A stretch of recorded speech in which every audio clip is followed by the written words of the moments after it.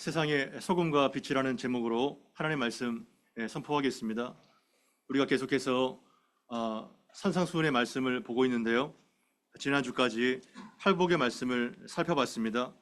이 8가지 복이 제자들의 독특한 하나님의 부름이고 정체성이라는 것을 살펴봤는데요. 오늘 유명한 말씀이죠. 너희는 세상의 소금이다. 그리고 세상의 빛이다. 이 말씀이 팔복과 매우 밀접하게 연결되어 있는 것을 보게 됩니다. 바로 팔복 뒤에 이 소금과 빛에 대한 얘기가 이어져 있는 것입니다. 그래서 오늘 소금과 빛의 이 말씀이 분명한 정체성의 문제를 다루고 있고, 그리스도의 제자는 성도는 과연 누구인가, 이러한 것을 설명해 주는 메시지라 보면 되겠습니다. 우리 13절 말씀 먼저 세상의 소금이다를 살펴보겠습니다. 13절 말씀 같이 한번 읽어보겠습니다. 시작. 너희는 세상의 소금이니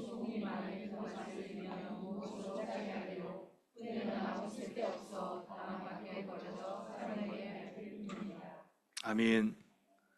13절에 너희는 세상의 소금이니 이렇게 말씀하고 있죠. 이 너희는 누구를 가리키는 말씀인가요? 너희가 바로 세상의 소금이다 이렇게 말씀하고 있는데요. 팔복 전체에 그리스도의 제자를 말씀하고 있지만 특히 마지막 8번째 이 박해받는 자가 복이 있다고 했죠. 그래서 나로 말미암아 너희를 욕하고 너희를 박해하고 이러한 모든 악한 말을 할 때 너희에게 복이 있다는 이 핍박받는 너희와 매우 밀접한 관계가 있습니다. 그래서 그 어떠한 핍박과 모욕과 악한 상황에서도 기쁨을 잃지 않고 구별된 삶을 사는 제자들, 그것이 바로 너희고 너희가 바로 이 땅의 소금이다 이렇게 말씀하고 있는 것입니다. 너희가 이 세상의 소금이라는 것은 너희만 소금이다, 너희만 빛이 될 수 있다 이렇게 말씀하시는 거랑 같은데요. 자세하게 보게 되면 너희가 소금이 될 것이다, 빛이 될 것이다 이렇게 말씀하시지 않죠. 어떻게 말씀하고 있나요? You are the salt of the earth 이렇게 말하고 있죠. 너희가 이미 소금이다. 그리고 You are the light of the world. 너희가 이미 세상의 빛이다 이렇게 말씀하고 있는 것입니다. You will be a salt가 아니라 너희는 이미 소금이고 이미 빛이다, 이것을 강조하고 있는 것이 오늘의 핵심인 것입니다. 그래서 여러분들 자신이 소금이며 빛이라는 사실을 절대로 잊어서는 안 될 것입니다. 이 소금은 고대 때부터 순결과 그리고 부패를 방지하는 것에 대한 강조를 해온 상징물인데요. 소금의 형태가 아니라 이 맛에 대한 강조가 있습니다. 김장을 많이 담궈 보셨을 거예요. 특히 어르신들 많이 보이는데요. 김장을 담글 때 어떻게 하나요? 소금이 막 배추에 뿌려지지 않습니까? 그러면 이 소금이 배추에 잘 녹아져서 맛있는 김장이 완성이 되죠. 만약에 소금이 녹지 않고 고체 그대로 있다면 음식 맛이 제대로 날 수가 없겠죠. 소금은 뿌려져야 되는 것이고 스며들어야 되는 것이고 사라져야 되는 것이고 죽어져야 되는 것입니다. 녹아서 없어지는 것이 바로 소금의 첫 번째 정체죠. 그것을 위해서 우리를 부르셨다는 것입니다. 그래서 예수의 제자는 자기를 실현하는 것이 아니라 자기가 부인되어야 되고, 내 목소리를 높이는 것이 아니라 예수님의 목소리가 높여져야 되는 것이고, 내가 주장되고 그리고 내가 드러나는 것이 아니라 소리 없이 녹아지는 그것이 바로 소금의 정체고, 마치 하나님의 일이 땅에 떨어져서 사라졌을 때 많은 열매를 맺는 것처럼 이것이 소금의 독특한 그 맛이라고 말씀하고 있는 것입니다. 그래서 내가 주목되는 것이 아니라 녹아지는 소금을 통해서 누가 영광을 받게 되나요? 하나님 아버지께 영광을 돌리게 되는 것이죠. 소금의 구약적 가치와 그 역할은 거룩한 제사 때 빈번하게 사용되는 모습을 통해서 보게 됩니다. 거룩한 제사 때 이 소금이 여러 번 사용되죠. 특히 민수기 18장 19절을 보게 되면 하나님과의 영원한 소금 언약을 맺는 것이 나오는데요. 그 영원한 소금 언약이 변치 않는 확실한 언약을 맺을 때 이 covenant of salt, 이 소금 언약이 강조가 되고 있는 것입니다. 그만큼 순결과 그리고 영원히 변치 않는 이러한 역할을 소금이 감당한다 보시면 되는 것입니다. 그래서 13절에 그 소금이 너무나도 중요한데 만일 그 맛을 잃으면 무엇으로 짜게 하리요 이렇게 말하고 있죠. 그러면 소금이 만일 그 맛을 잃으면 무엇으로 짜게 하리요 말씀하고 있는데요. 그 맛은 어떠한 맛을 말하고 있는 걸까요? 그 맛은 과연 무슨 맛을 말하고 있겠습니까? 어떤 맛이죠? 바로 팔복의 맛, 그 제자들만이 낼 수 있는 그 독특한 팔복의 맛이죠. 그리고 자기 부인의 맛이죠. 십자가의 그 제자가 낼 수 있는 독특한 맛이죠. 그것을 말하고 있는 것입니다. 이것을 알기 위해선 병행 구절인 누가복음 14장 25절부터 35절까지를 살펴봐야 되는데요. 그리스도의 제자의 길과 소금이 매우 밀접한 연관이 있다는 것을 이 말씀을 통해서 알게 됩니다. 25절부터 35절까지가 길기 때문에 몇 구절을 셀렉트해서 좀 보고자 합니다. 26절 이하를 한번 좀 읽어볼까요? 같이 한번 읽어보겠습니다. 시작. 물은 내게 오는 자가 처자와 형제와 자매와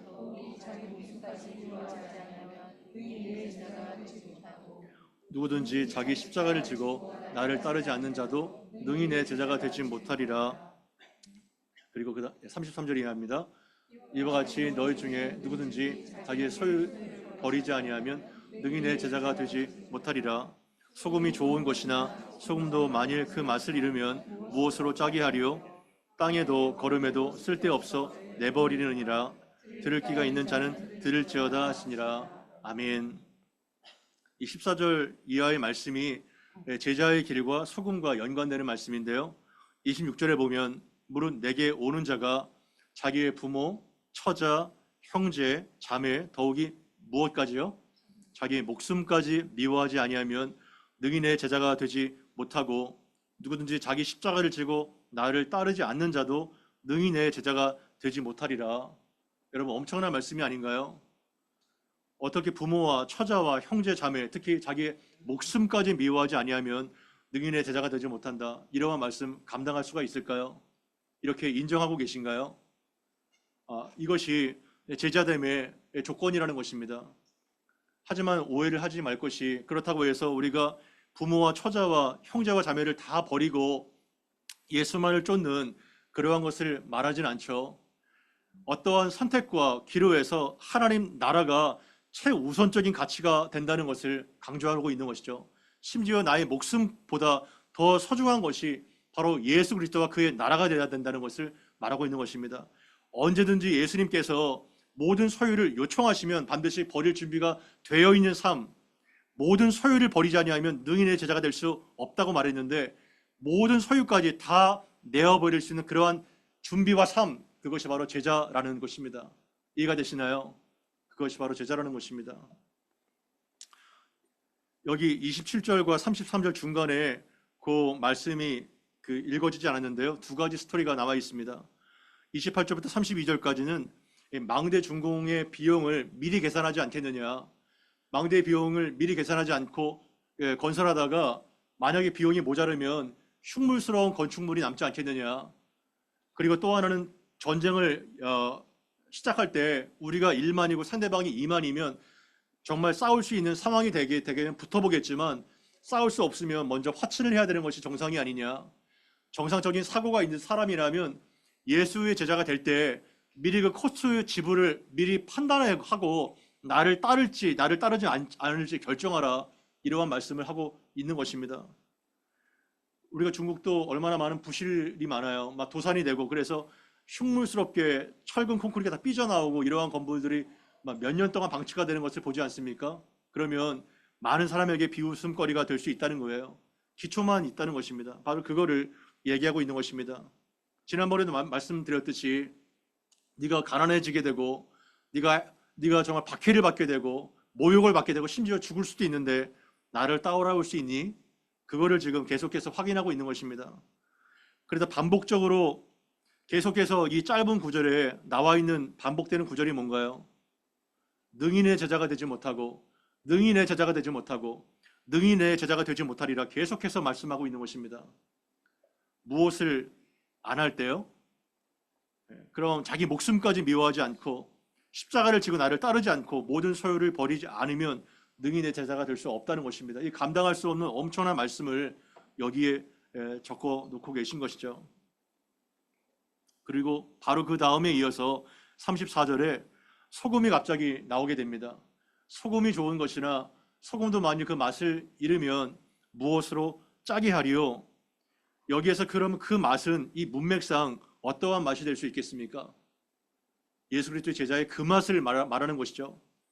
어떠한 것과 비교될 수 없는 자기의 목숨까지 내버릴 수 있는 바로 그 맛, 그리고 자신이 부인되고 십자가를 질 수 있는 그 맛, 나의 모든 소유를 가차없이 예수님과 하나님 나라를 위해서라면 버릴 수 있는 바로 그 맛, 그 맛이 바로 소금의 맛이라는 것입니다.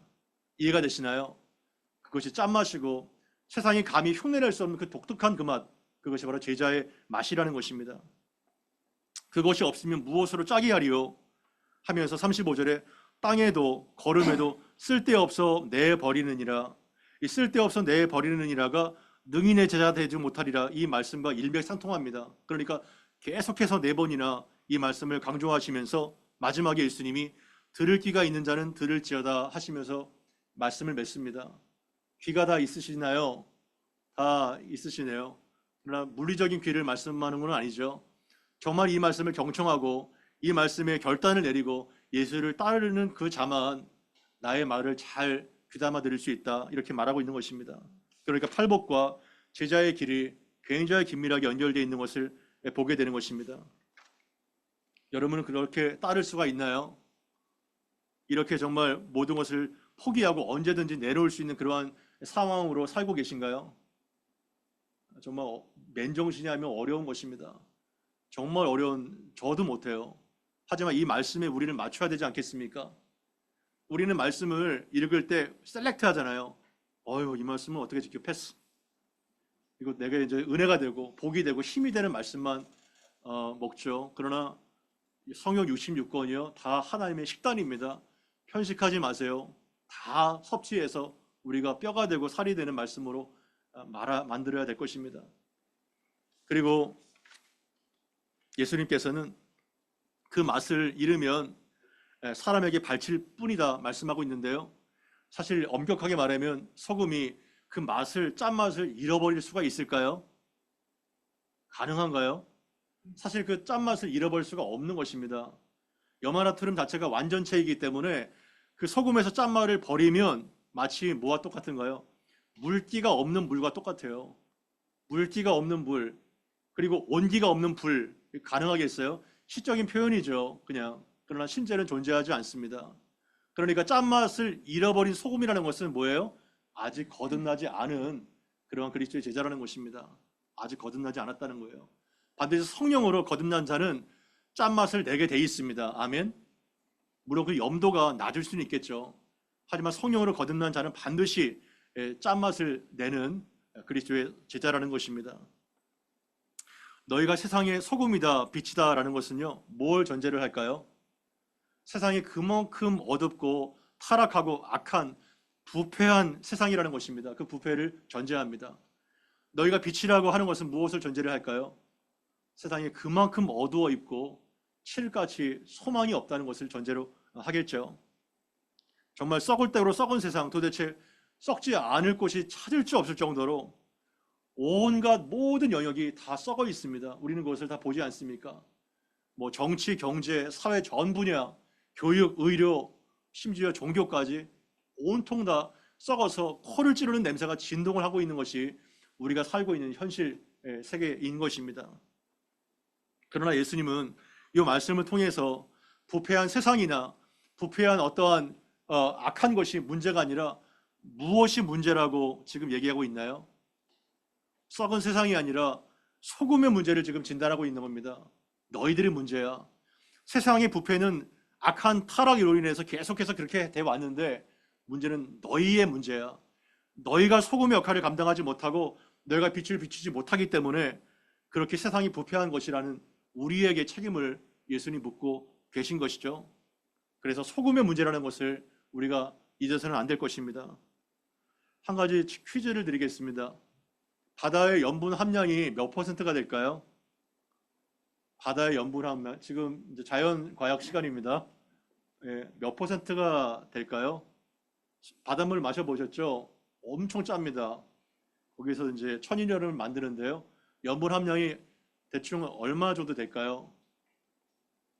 3.5%라고 합니다. 3.5%. 생각보다 굉장히 낮죠, 그죠? 한 20, 30% 될 것 같은데 3.5%밖에 안 되는 그 미량의 염분으로 거대한 정말 오대양이 썩지 않고 물고기들과 해조류들이 썩지 않고 우리가 신선한 고기를 먹을 수가 있는 것입니다. 3.5% 어떻게 생각하시나요? 여러분들이 소금이라면 여러분들의 염도는 과연 몇 %이시나요? 대답하지 마세요. 나의 염도는 몇 %인가 한번 좀 생각해 보십시오. 3.5%밖에 안 되는 작은 미량의 염분으로도 거대한 바다가 썩지 않고 유지가 되는데 정말 우리나라 예전 얘기죠. 뭐 20%다 25% 얘기하지만 이렇게 온갖 영역이 썩어서 냄새가 진동한다는 것은 무엇인가요? 우리가 그 소금의 역할을 감당하지 못했다는 증거겠죠. 언젠가 제가 녹차 음료수를 사서 마신 적이 있는데요. 건강해 보이지 않습니까? 녹차 음료수. 겉 표시는요, 그냥 녹차 음료수 딱 써놨어요. 근데 맨 뒤에 그 성분 함량에 보니까요, 녹차가 몇 % 들어가 있었을까요? 녹차가. 바닷물은 3.5%인데요. 이 녹차의 함량이 0.003%예요. 0.003%. 그럼에도 불구하고 딱 이렇게 겉에는 녹차 셔머셔머 이렇게 돼 있더라고요. 과연 우리는 크리스찬으로 자처하고 교회를 다니고 그리고 이렇게 신앙생활을 믿는 자처럼 살지만 노미널 크리스찬으로 우리가 살아가고 있지는 않는지, 실제로 이 세상에서 소금이 되고 염도를 내고 빛의 역할을 감당하고 있는지 우리는 이 말씀을 통해서 살펴봐야 되는 것입니다. 그 귀하고 독특한 맛, 그것이 바로 영향력이죠. 이스라엘 역사를 보세요. 지금 예레미야를 보고 있는데요. 예레미야 선지자가 주되게 외치는 선포가 뭡니까? 유다는 망한다. 더 이상 소망이 없다. 바벨론에게 항복해야 된다. 이렇게 말하지 않습니까? 왜 유다는 망할 수밖에 없나요? 하나님의 제사장 나라로 선택받았고 그리고 이방의 빛으로 부름받았던 그들이 왜 바벨론에 의해서 비참하게 무너질 수밖에 없었습니까? 그 이유가 무엇인가요? 나라에 힘이 없기 때문에, 국방력이 약했기 때문에 그런 건가요?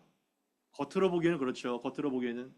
근데 뭐가 없기 때문에, 결정적으로 뭐가 없기 때문에 그렇게 됐나요? 소금 맛이 없었기 때문에 그런 거죠. 짠맛이 없었기 때문에 바벨론의 말발굽에 무참하게 짓밟히게 된 것이고 사람의 발에 밟히게 되는 것이죠. 성전이 회파되고 포로로 끌려가서 수십 년 동안 고통의 눈물을 흘리는 것은 그들의 죄 때문에, 끝없는 우상 숭배와 영적인 교만과 그리고 간음과 그런 것 때문에 혹독한 대가를 치르지 않습니까? 마찬가지로 우리 크리스찬들이 왜 지탄의 대상이 되고 교회가 왜 세상에 이렇게 밟히게 될까요? 구설수에 오르게 될까요? 끝없는 부패와 스캔들과 목회자들의 부정과 성도들의 부정과 왜 이렇게 많은 세상이 지탄이 되고 있을까요? 가진 것이 없기 때문에 그런 걸까요? 배운 것이 없기 때문에 무시를 당하나요? 능력이 없기 때문에 사람들에게 밟히게 됩니까? 무엇을 잃어버렸기 때문에 그렇죠? 짠맛을 잃어버렸기 때문에 그런 것입니다. 그거는 누가 지켜? 어떻게 지켜? 바로 그것 때문에 그 제자들을 배제시킨 게 되기 때문에 그런 것이에요.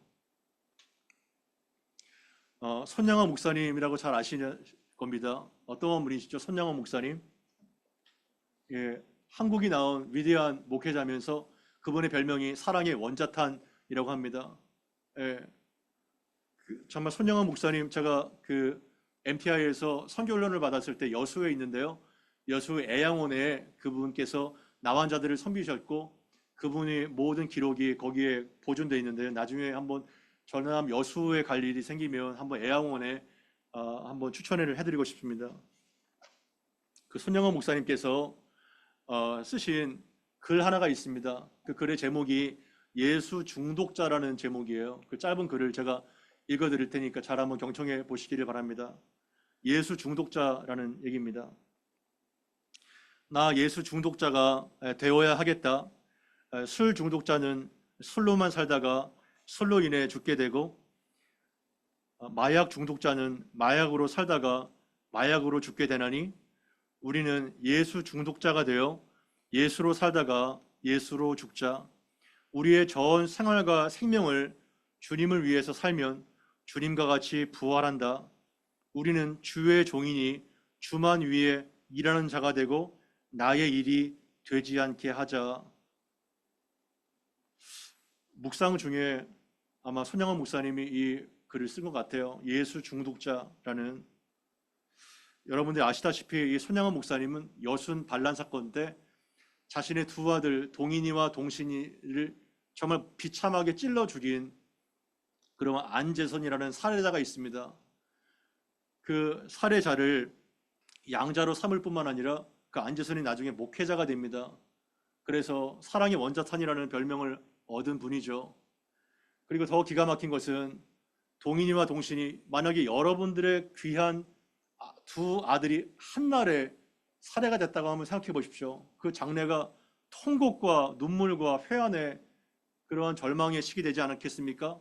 하지만 그때 장례식 때 손양아 목사님께서 감사의 제목 10가지를 써가지고 그 감사를 낭독한 것이 있습니다. 그것도 인터넷에 찾아보시면 있을 겁니다. 얼마나 한 구절 한 구절 진정성이 담겨있는 감사로 썼는지를 보게 될 것입니다. 한 가지 예를 들면 우리 두 아들 정말 미국 유학을 준비했는데 미국보다 더 좋은 천국 가게 하시니 감사합니다.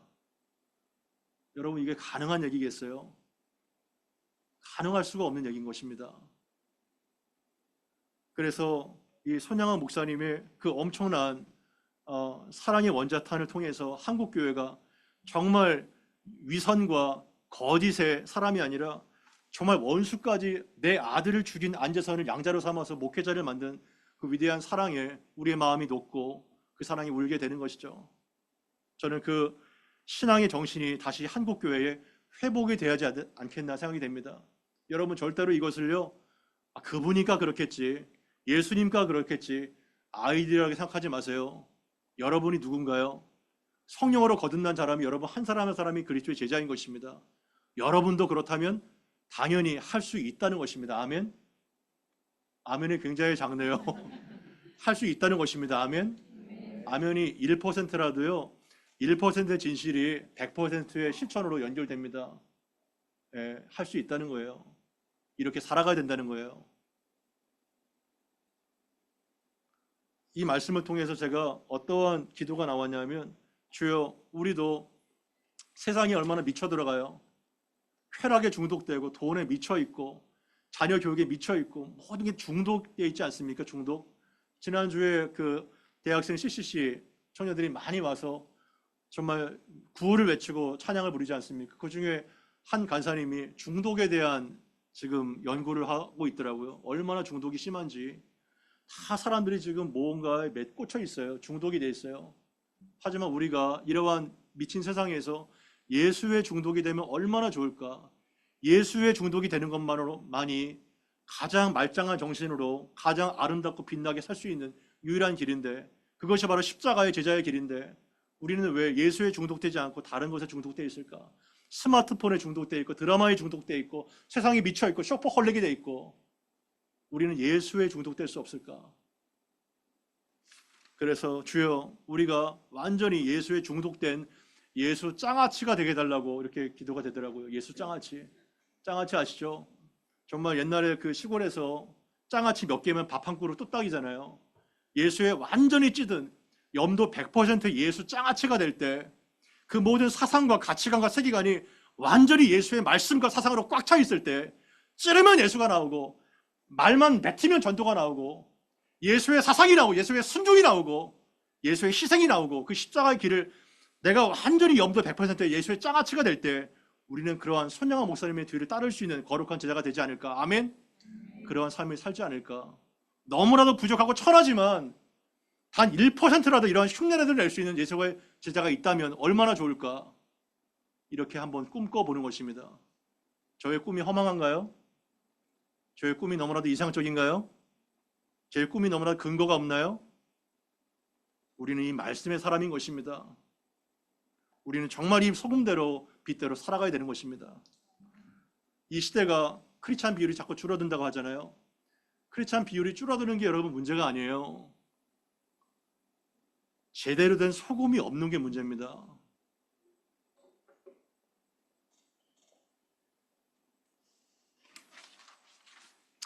다음에 빛입니다. 지금 소금에서 너무 많이 시간을 빼앗겼네요. 바로 빛으로 지금 넘어가야 될 것 같습니다. 14절 같이 한번 읽어보겠습니다. 시작. 너희는 세상의 빛이라 산 위에 있는 동네가 숨겨지지 못할 것이요. 예, 계속 읽어주십시오. 이러므로 집안 모든 사람에게 비치느니라. 이같이 너희 빛이 사람 앞에 비치게 하여 그들로 너희 착한 행실을 보고 하늘에 계신 내 아버지께 영광을 돌리게 하라. 아멘. 그 다음에 예수님이 또 너희가 세상의 빛이다. 이것도 마찬가지로 You will be the light가 아니라 You are the light of the world 이렇게 되어 있습니다. 너희가 이미 빛이다. 이렇게 못 박습니다. 그렇게 인정하십니까? 예, 빛입니다. 이미 빛이에요. 뭐 이렇게 LED처럼 환하진 않지만 저희 어렸을 때 저 시골에 살았는데요. 화장실이 멀리 떨어져 있지 않습니까? 그 5촉다마, 그 초코다마, 그죠? 그 5촉짜리 그냥 팍 터지면 할머니가 야 정호야 이거 좀 갈아라. 그게 너무 희미해요. 뭐 보일락 말락해요. 예, 근데 몇백 배가 이렇게 예, 조도가 있네요. 그것도 빛이잖아요. 촛불도 빛이고 다 빛이죠. 너희가 바로 빛이라는 거예요. 이거를 잊지 마십시오. 이미 빛인데 산 위에 있는 동네가 숨겨지지 못할 것이다 말하고 있습니다. 세상의 본질이 그만큼 어둡다는 거예요. 하지만 5촉짜리 담아라도 그 존재 자체가 이미 어둠을 몰아내는 기능을 한다는 것입니다. 그러나 우리같이 죄 많고 어둡고 악한 자들이 어떻게 빛으로 사용될 수 있겠습니까? 요한복음 8장 12절에 보게 되면 이러한 말씀이 나와 있습니다. 예수께서 가라사대 때 나는 세상의 빛이니 나를 따르는 자는 어둠에 다니지 아니하고 생명의 빛을 얻으리라 이렇게 말씀하고 계세요. 바로 예수님이 오리지널 빛이라는 것입니다. 예수님이 원래 빛으로 오신 오리지널 빛인데 예수를 믿는 순간에 어떠한 사건이 발생하나요? Union with Christ, 그리스도와 연합이 됩니다. 그 빛 대신 예수 그리스도와 나가 연합이 되면서 누가 빛이 되는 거예요? 내가 또한 빛이가 되는 거예요. 그래서 빛의 역할을 감당할 수 있는 그리스도와 연합한 자가 되는 겁니다. 산 위에 있는 동네가 숨겨지지 못할 것이라고 말하고 있는데요. 산 위에 있는 동네가 무엇을 뜻할까요? 산 위에 있는 동네, 바로 그리스도의 교회를 말합니다. 세상 가운데 빛을 비추는 성도들을 말하죠.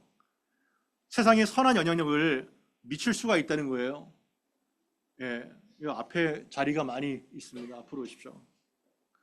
그래서 진짜 그리스도인은요, 속겸손이 있기 때문에 자신을 드러내지 않습니다.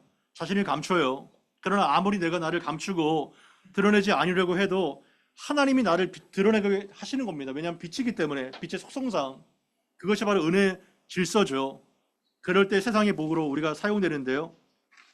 산 위에 있는 동네를 결코 숨길 수가 없다는 것입니다. 빛의 속성상. 그래서 사람이 등불을 켜가지고 말 아래, 이 말은요 바켓을 말하는 거예요.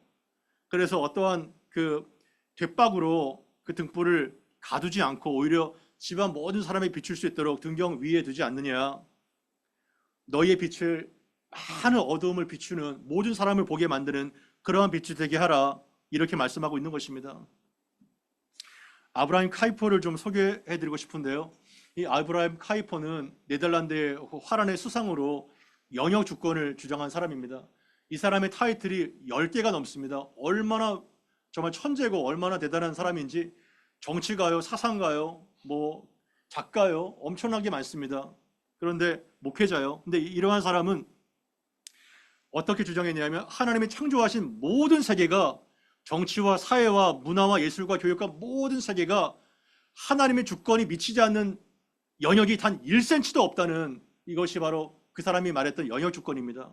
모든 하나님의 주권이, 하나님의 통치가 모든 세상 영역을 주관하고 있다는 거예요. 종교적인 영역, 교회 안에만 국한되는 것이 아니라 우리가 보고 있는 모든 자연 만물과 자연 질서가 그분의 통치와 주권 아래 있다는 것입니다. 그래서 이 아브라함 카이퍼는 그 개혁적인 신앙으로 정치를 감당했고 나라를 얼마나 훌륭하게 경영을 했는지 몰라요. 그러나 지금은 안타깝게도 화란이 이렇게 마약이 합법화되고 동성애가 합법화되고 이러한 소금맛을 잃어버리니까 너무나도 안타까운 나라가 된 것이죠. 그 짠맛을 잃어버리니까 밟히게 되는 것입니다. 그러나 자본주의의 반응을 보십시오. 기독교에서 건강한 자본주의가 태동이 되게 된 것입니다. 그리고 개혁주의 신앙을 받았던 영국과 독일과 이 스위스와 프랑스 위군어들 얼마나 정말 믿음의 가치가 높았습니까? 프랑스가 바로 이 믿음의 개혁주의 산실의 그 신앙인들이 개혁주의를 마음껏 꽃을 피웠던 그러한 나라였는데 너무나도 안타깝게도 지금은 그 흔적이 사라지게 됐고 박물관만 남지 않았습니까? 이들은 정말 빵 하나를 만들어도 어떠한 정신으로 빵을 만들었나요? 하나님께 드리는 성물로 빵을 만들었습니다. 하나님에 드리는 선물로 얼마나 재료를 엄선하고 아무런 것도 들지 않고 최고의 품질과 최고의 그 신뢰로 빵을 만드느니 안 팔릴 수가 없죠.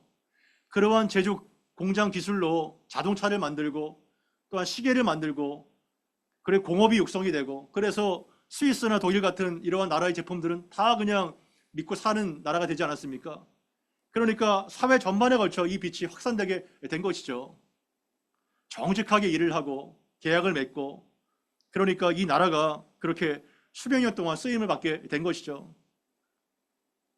그래서 이 같은 복음주의를 기초로 한 자유민주주의가 다시 한번 태동될 때 한국뿐만 아니라 이 나라가 제대로 사용되게 되는 언덕 위의 마을이 되게 되는 것입니다.